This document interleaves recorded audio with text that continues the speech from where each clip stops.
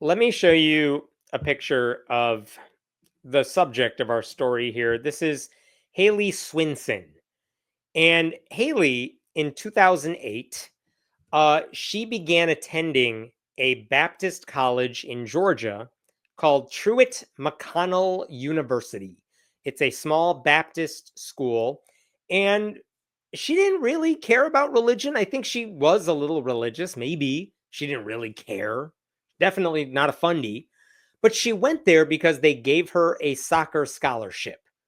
And I've heard this from many, many people where they're like, listen, I don't care if I go to Liberty University. If they're giving me an athletic scholarship, who cares what the school's about? I'll go and get that education for free and I get to play the sport I want to play. Like, who cares what type of college it is? So, whatever, I get why she would do that. So, she attended the school on a girls' soccer scholarship. And I'm sure she didn't really care that part of the school's thing is everyone has to attend chapel once a week. Like, whatever. It seemed worth it for the opportunity. And after her first year at the school, I guess all of that chapel going and being surrounded by religious people, it had an effect on her. And she decided to give her life to Jesus. So, like, if she wasn't a Christian before, she was definitely a Christian by year two. Okay, now I got to show you one other guy. This dude right here, his name is Bradley Reynolds, and he's a pastor from North Carolina. And he was then, around the second year Haley was at the school, this guy got hired as Truett McConnell University's vice president because he happened to know Amir Kaner, who is the guy who is now running the school. So the guy running the school is like, oh, I need a vice president. I know who I can call up. Bradley Reynolds, that guy, I like him. I'm bringing him over here. Okay, so that's how those two ended up on the same campus. And their paths crossed pretty quickly in Haley's second year at the school because it's a small school. Everyone kind of knows each other. And according to what I've read, professors at this school, they routinely say, oh, I have a place on campus. Hey, kids, if you guys want to come over, I say kids, they're adults. Come over. I'll make you a homemade meal. My family will make you something. It's a close knit community. That's not weird either at a school like this. And so Bradley Reynolds and his wife would invite the soccer team over to their house for dinner, followed by Bible study. Okay. And he soon realized, oh, Haley is a brand new Christian. She doesn't really know a lot of the stuff that some of these other women know. I will be a mentor to her personally. Take her on as a little project. And they began holding Bible study sessions in his basement after dinner. And the answer to your thought right now is, yeah, that's where this is going. So Haley, she graduated, I will say. Like, nothing happened in college. They had their Bible studies in college, whatever. She graduates, but she can't really, I don't know, maybe she couldn't find a job. She wasn't sure what she wanted to do. So she stuck around campus. She started helping out with the soccer team, even though she was no longer playing on it. She did a bunch of other jobs on campus, around campus. And eventually, Bradley Reynolds says, you know what I can do for you? I'm going to create a position just for you. We will call it life coach. You're helping out with the soccer team. You're also mentoring them. You're the life coach. And now I have a reason for you to stick around on campus. And then they continued meeting one on one for their Bible studies. And then those studies got a lot scarier. Uh, the reason I know all this stuff is because the Atlanta Journal Constitution just published a very long story about all of this. There's Haley right there. I just want to show you this. This is by Tad Moore and Allie Gross. And ignore that byline at the bottom, but Tad Moore and Allie Gross wrote this article. It was published like last week. But what they do is they kind of go through the timeline from when Haley began going to this college to after she graduated and long beyond that. But here's what they basically say. And they're basing this information not just off of something Haley said, but they got access to hundreds of emails that Bradley Reynolds sent to Haley, thousands of text messages between them, and taped interviews that later happened with law enforcement. So what did they find after all this? Here's one example of what happened, and this is now in 2014. Check this out. Swinson told the police, that's Sims. Hayle Swinson told the cop that she couldn't remember when their Bible studies turned sexual. But as they prayed during their sessions, she recalled, Reynolds began touching her, putting a hand on her back, then her knee, and her chest, and eventually reaching into her shorts. If I scroll down for a second here, as Reynolds prayed, she recalled, he would say things like, you don't understand. You're not going to understand. You're a baby believer. This is from God. She didn't want to be touched that way, she told the detective, or the cop. I don't remember what he was.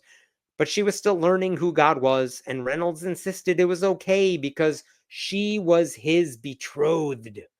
And it was God's will that one day they would marry. He is telling her they're going to get married. Therefore, everything he does to her is okay.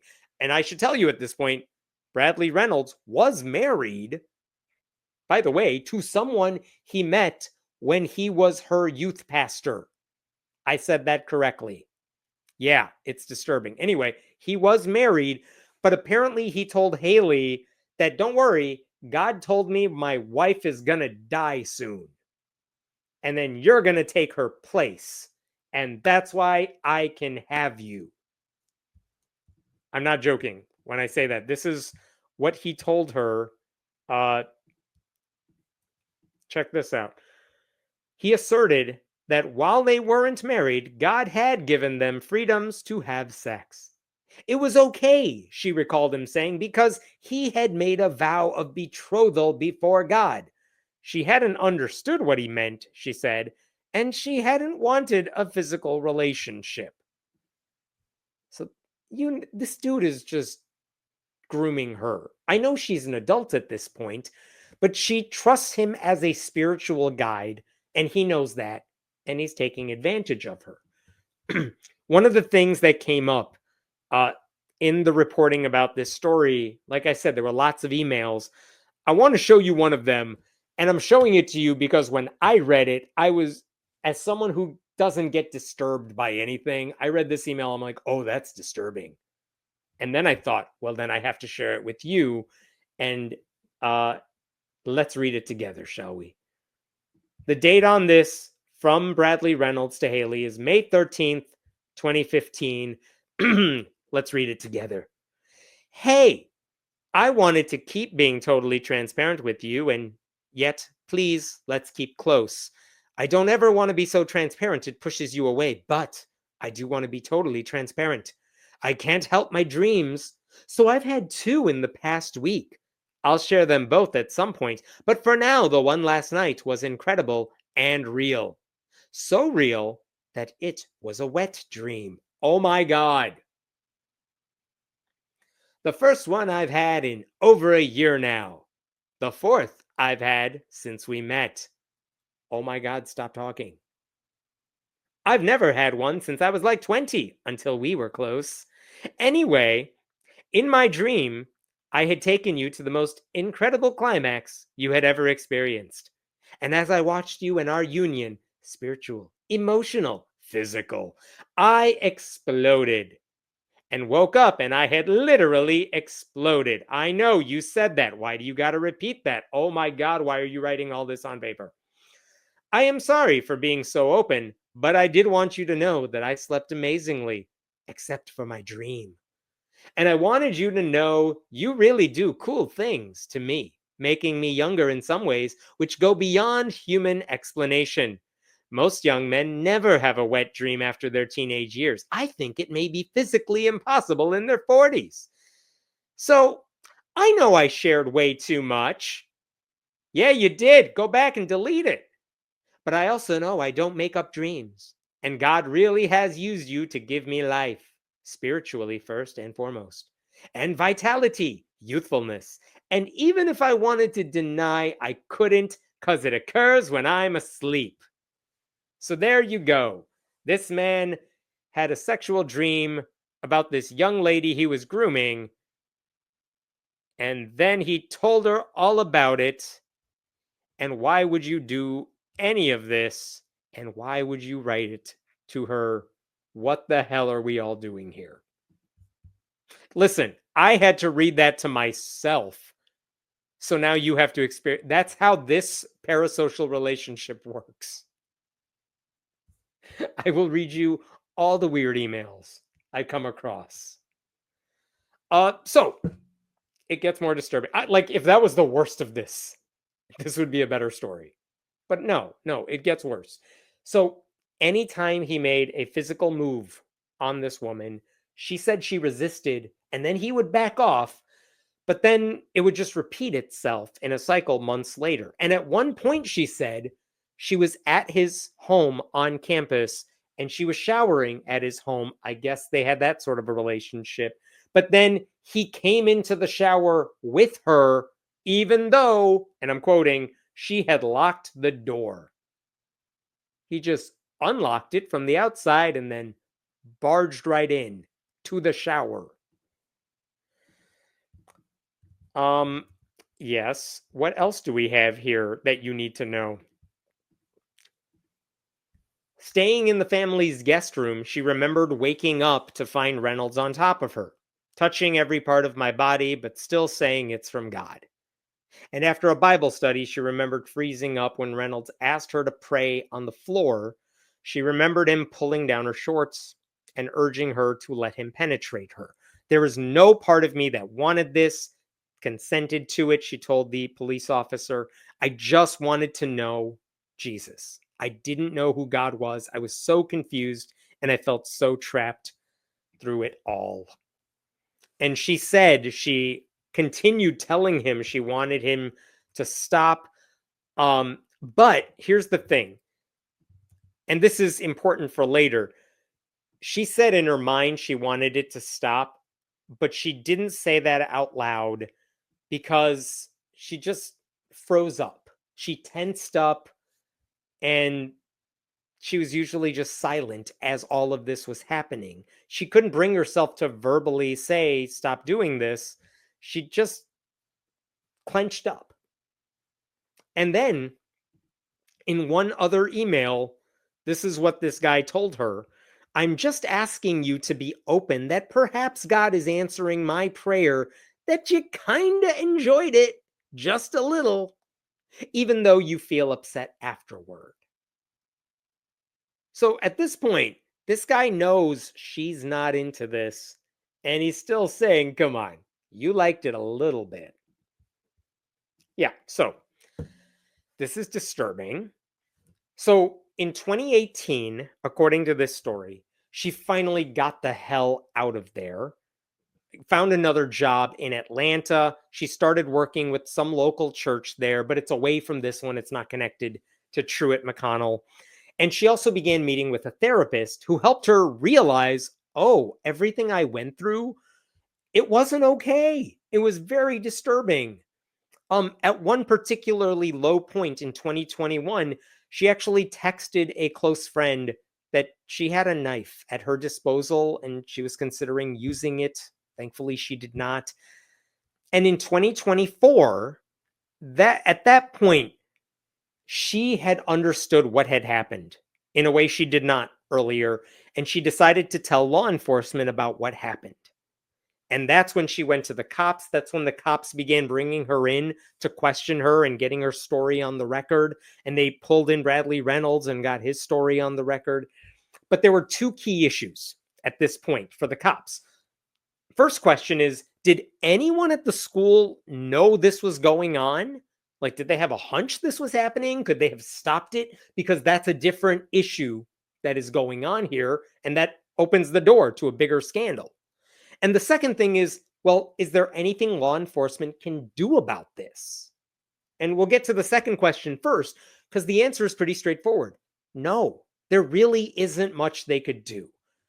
Basically, what the law enforcement officials concluded is that, look, they were both adults. Yes, there was a massive power imbalance. But if you did not say no to him, and this happened, it's not illegal. The article pointed out 14 states have made it a crime for members of the clergy to have sex with someone they pastor. Georgia is not on that list. So the fact that she admitted she did not outwardly, the fact that she said to the cops that she did not outwardly try to stop this guy, instead she said what she did is she would go inward and just try to disappear. That also makes it harder to charge this guy with sexual assault because there's no visible indication she's trying to say no. She didn't verbally say that. And they said the biggest thing is the statute of limitations has expired. So while there's strong evidence that Reynolds, when he spoke to the cops, he lied to them about some stuff, the bottom line is the White County Sheriff's Office, they ultimately decided we can't do anything with this. We don't think there's enough evidence to go after the guy, so they closed the case. But just because there's no criminal charges there, it doesn't mean there are no consequences, because after Hayle Swinson realized the cops are not going to do anything about this, she said, well, you know what? Then I'm going public with this story. So this past May, she actually spoke with the Christian media outlet, The Roy's Report. And in May, The Roy's Report is a Christian journalist who publishes a lot of stories about problems in the Christian world. Julie Royce does a pretty good job, and her team, they do a really good job of reporting this stuff. And also she's a conservative Christian who holds views I don't necessarily agree with. But she posted this article. Truett McConnell University president accused of ignoring years-long sexual abuse by VP. And you can see from the headline there, it's not just about what Bradley Reynolds did. It is that the president of the university knew this was going on and did nothing to stop it. And how did they know that? Basically, according to the Julie Roy's article from May, a former staffer who was the school's Title IX coordinator, which is like the government's thing, like we give you funding because you need it, student loans and things like that. So we got to make sure students are safe on campus. And there was someone on campus who was the liaison with the government to say, yeah, this is how we're keeping students safe. He said he told the school's president, Amir Kaner, about his concerns regarding Reynolds in 2016. This is the Title IX officer. And what he said he saw Reynolds and Hayle going to Reynolds' home when no one else was around. It's a small campus. They see things like that. But nothing came of that. And then guess what? That staffer who ratted Bradley Reynolds out, he was fired for some stupid reason. And then a former vice president of the school said, hey, I have serious concerns about what's happening between Bradley Reynolds and this person on campus. And apparently the president of the school said, and I'm quoting here, I'm paraphrasing here, that if you spread any more gossip like that, the person who is saying it will be fired. Like, shut your damn mouth is what the school's president said to this other person. What else did he know? Well, multiple former students said Reynolds was very touchy. Very touchy. And they heard rumors that he conducted inappropriate behavior with students, especially athletes. There was even a petition signed by over 50 female students on campus in 2019 saying his behavior had troubled them when he was teaching their theology class. Apparently, he told all these students to write testimonies about their personal trauma, leading some of the women to believe he's just trying to identify the most vulnerable targets. And yet, even though all this is happening, Reynolds remained on their staff until 2024. That's 6 years after Hayle left the campus. And this is what Hayle said in this article. And let me make sure I could find this here. This is what she told Julie Royce in an interview. And you have to feel for her here. I was groomed. I was confused. I was targeted. I felt isolated, like I was alone. It took, and it has taken, and it will take years of my life to unwind every lie that was told to me. Can you even imagine having to carry this burden for years, not just dealing with it, but then leaving campus, but still having it go through your head as you realize what you have just been through? I mean, I feel like this happened during the Me Too movement, where a lot of women came to grips with, wait, this thing that I thought was normal, or like I didn't like it, but I thought it's just a normal thing that happens, that wasn't okay. That was assault. That was something like that. And it turns out that's pretty common, right?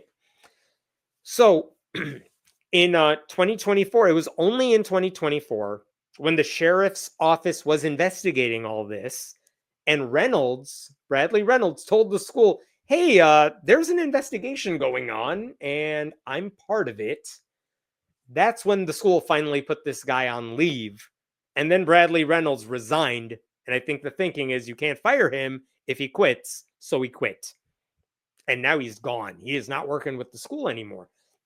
But that means the school has effectively avoided any repercussions for what that guy did, and the lack of actions from administrators who should have known something inappropriate was occurring.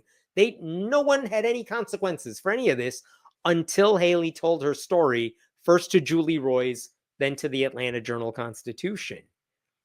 And by the way, when Julie Roys published her report in May of this year, she did ask the school for comment. This is what they said.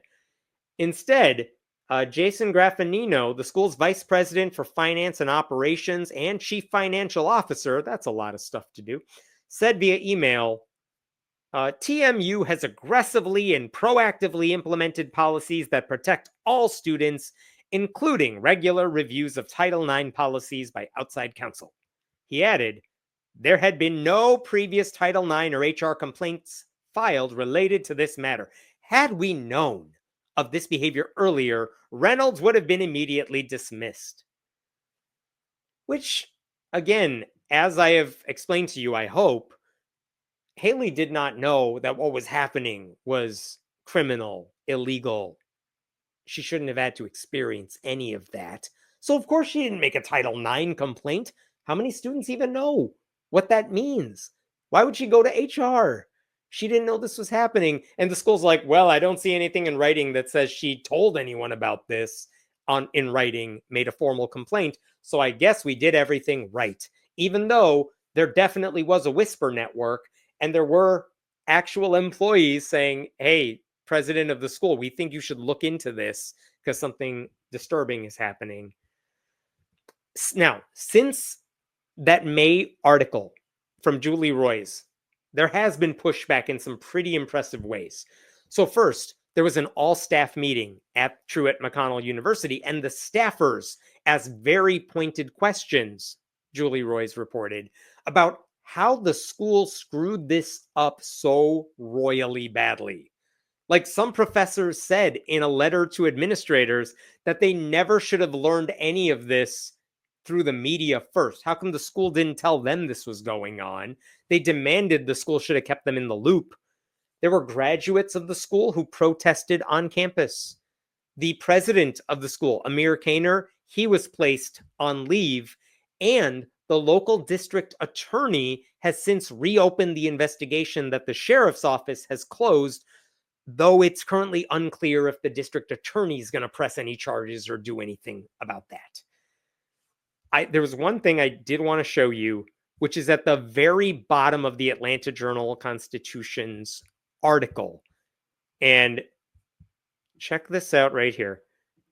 After this long article, they have a little thing about this story. How did we report it? And it involves like public records and all that. The AJC also obtained a copy of a Title IX investigation. Look at the very last paragraph here. The AJC attempted to reach Bradley Reynolds via phone, text message, email, and letter, but did not hear back. His attorney in the 2024 investigation also did not respond to a request for comment. Reynolds' name appears on health inspection records at a sandwich shop in Texas. A reporter called the restaurant and asked for Reynolds. The man who answered the phone responded, "No comment, thanks." They tracked this guy down. He does not want to talk about it, and it looks like he is not working with any company that is involved in the Christian world. So look, why am I sharing all this with you besides I had to read you that disturbing email that I had to read? It's not a story about one predatory pastor or an investigation that so far hasn't gone anywhere. I think it's about a Christian university culture that thrives on unchecked authority. Right? The problem at Truett McConnell isn't that they hired the wrong guy, it's that they created this ecosystem that just allowed abuse to fester. Right? Administrators were warned, students spoke up, staffers risked their jobs to raise concerns, and the people in power who would have argued they are there because of religious authority, they chose self-preservation instead of the safety of the vulnerable. Like, why would you? What's the point of teaching the Bible as the timeless, inerrant, and absolute truth, which is what the school says on their website, when the safety of students is literally at risk because of willful inaction and quiet cover ups? Like, what happened at this school is not unique. Liberty University had a lot of scandals with Jerry Falwell Jr. that were covered up until it could no longer be private. Right? They created a system meant to shield leaders from scrutiny, but both of these schools demand perfection from students, right? If students at Truett McConnell or Liberty, if they are caught having consensual sex with their opposite sex partners, they're expelled from these schools. But the administrators, professors assault a student or a former student covered up. Right? Like, this isn't some personal failure. This is predictable from top to bottom. You show me an authoritarian religious structure that elevates spiritual leaders to untouchable status, I will show you victims who are desperately waiting to be heard. And so my worry is not that another Bradley Reynolds will get hired on campus or emerge there. It's that unless they make serious changes on this campus, the system is just going to keep producing guys like that. And how many more women are there like Hayle who have gone through this, but they have not yet shared their story? Very disturbing stuff. I don't know this woman, but my God, the courage she had to tell her story not once, but then twice. And more than that, because she had to tell the police too. But I'm grateful that she did, and I'm sure other students are grateful that she did as well. I'll take, if there's any questions here, otherwise I'll call it a night. Yeah, I mean, that's the right reaction to all this. Who else has he pulled this shit with? Yeah, I mean, that's the question, right? Because if you groom the one person, there's probably others who haven't spoken up, and we don't know those stories yet. A lot of psychopaths take advantage of Christians because they know what are the biases of many Christians. Just say you're a Christian and they're more likely to believe anything you say. Like, that's exaggerated a bit, but yeah, I mean, this is one of the reasons there are so many stories about abuse within churches by the pastor. I mean, I don't talk about, I get stories every day, or I see stories every day about pastors behaving badly, or a pastor who got arrested for just vile crimes. And I don't write about them because there are so many. And how did they get away with it? Because they're in a system where, because they are a pastor or a youth minister or a youth pastor or a minister or senior pastor, they can get away with a lot of stuff, and they can just do it in the name of Jesus. And you're not supposed to rat on them, because if you get them in trouble, now you're hurting the entire church, and you're hurting the mission of the church, and you're disappointing God.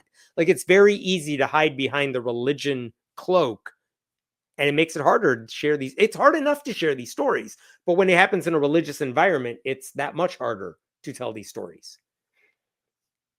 Yeah, this is entitlement, not religious delusion on his part. Yeah, he thought he had the authority to get away with this, and it appears right now that he has. That's why active verbal consent is a must. Active dissent isn't always an option. It's not that I disagree, but I saw this comment earlier as well in another thread. And again, it's not that it's wrong, it's that I kind of understand what Haley was saying when she said, I did not know this was assault. I'm paraphrasing, of course. I did not know this was assault. This was bad. My body didn't like it. I didn't like it. So I just kind of went to my safe place internally. And that did not involve saying anything out loud. It did not involve physically fighting back. I'm sure this guy was much bigger than her, which is a different reason also that you might not want to fight back. But if she's in that space, yeah, I could understand why she's not outwardly saying, hey, stop, no, don't do that. She's just internally trying to get herself out of it. I've heard that story from other women. I've read about that reaction from other people. So while active verbal consent is huge and active dissent isn't always an option, it is so frustrating to hear that here's someone who clearly did not actively consent, but because she didn't say as much out loud, that might make it harder for anyone to prosecute anybody. I am not the expert in this field. You all may know this better than I do. These horrible stories typify what conservatives want for this country. I don't have anything to add to that. I fear that you are right, and we're only going to hear more of this as more people are authoritarian and they give more power to religious people and they want less transparency everywhere. Next time, please end with a less infuriating story. Hemant, please. Listen, if there are less infuriating stories out there, you send them along. I wish those stories were there. I would gladly end on a happy one. And then I look through my list, I'm like, oh, there's no good ones here. Even the lottery story isn't a happy story. So, yeah, I'll just have to wait for there to be happy stories, and then I will gladly begin and end with them.